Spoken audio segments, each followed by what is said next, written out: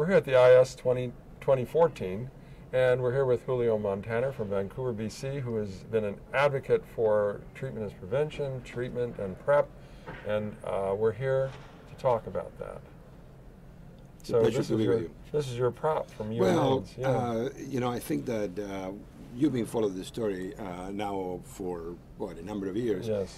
And I really feel that today we're here to celebrate the fact that the United Nations AIDS program has come out with really a novel set of targets to replace the MDGs, the Millennium Development Goal for 2015, which, as you recall, was 15 million people on treatment by 2015. Right. And we're almost there.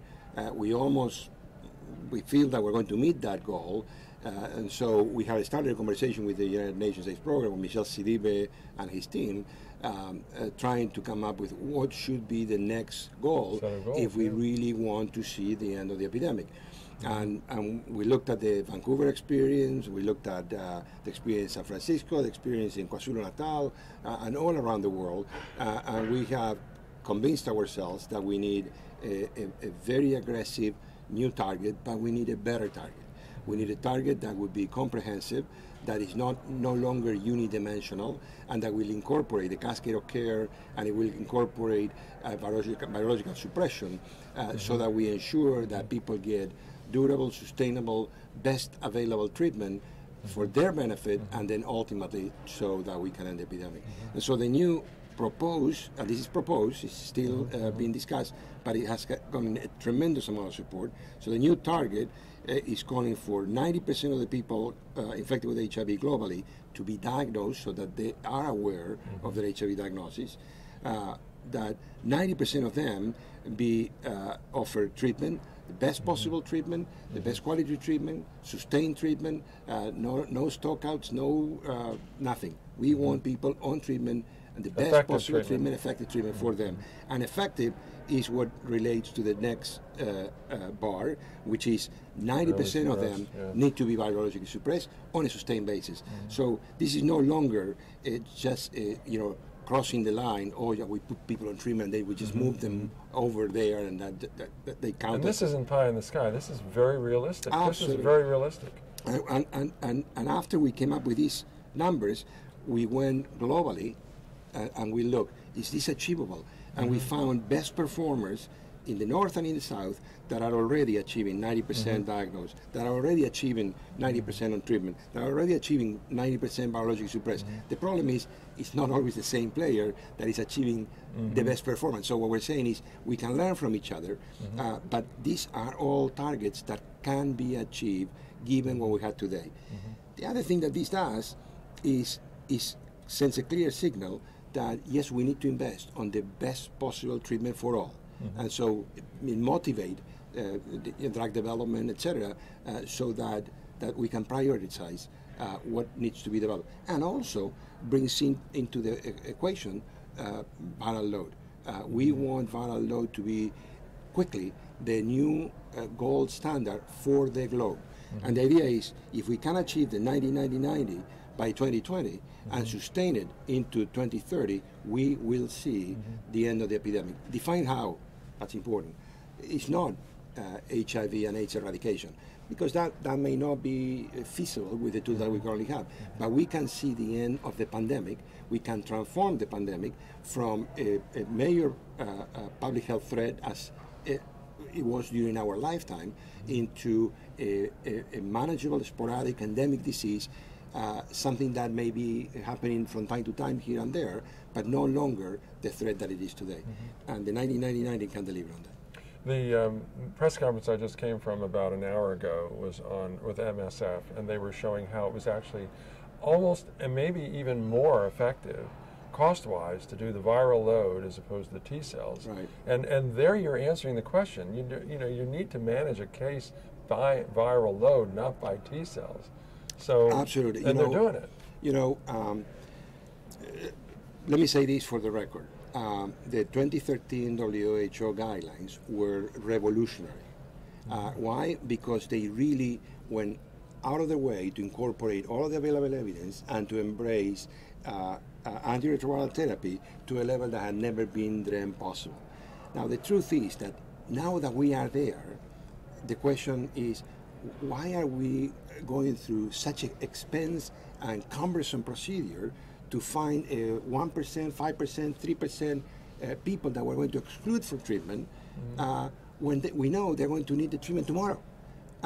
So why don't we make this all more practical? What is this? Why do we continue to screen people out of treatment?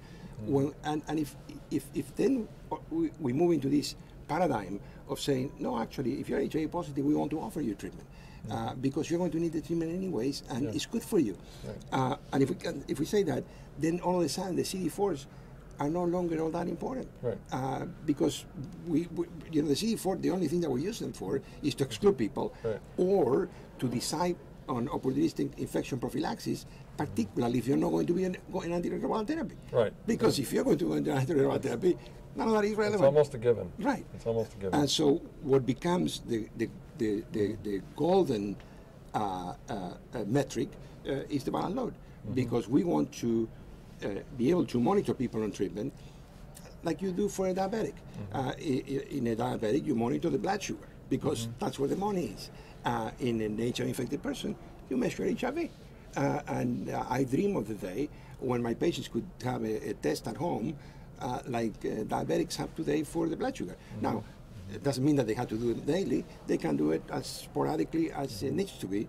But at the end of the day, the treatment is there to suppress the virus. And that's what we want to draw people's attention. We have educated a whole generation of people that CD4s was the important thing, focus on your CD4s. That belongs to other parts. That was then. Now is now. Yeah. Now is viral load. I think they were talking at MSF that the cost that they were looking at was around $10 per viral load, or maybe less, but $35 a year, and that's a very affordable figure. But it still can get even more affordable because they were talking about doing 24-hour shifts and so forth, and coming up with another way to bring it even down further. So Michel Sidibe today called for a viral load that will be no more than $5 a test. It seems doable. And I think that, like all of these, it's ambitious, but it is not a crazy idea. No. This is grounded on evidence. We think we can do it. We think we should do it. In fact, like the Minister of South Africa said today, it's very simple. I cannot afford not to do it. And I remind you, both the Minister of South Africa and the Minister of Brazil, the Minister of Health, right. both of them endorsed this proposal. So we're halfway there already. Yeah. These are two of the largest epidemics in the world. Once you get the models or the examples or the demonstration projects going, it's just going to be snowball down a hill. I think this is unavoidable. The snowball has left the peak of the mountain and is coming your way. All you have to do is look at it. Avalanche. There is an avalanche coming our way. I'm really delighted. Melbourne, despite the tragedy of losing Youp, which is something that it was going to hurt us forever, I hope that we will be able to build his legacy. The 1999. This kind of thing would have been like yours, his champion.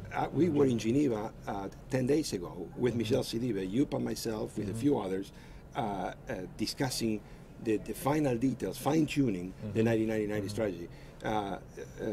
Youp was really looking forward to being here this week with us to unveil the 1990.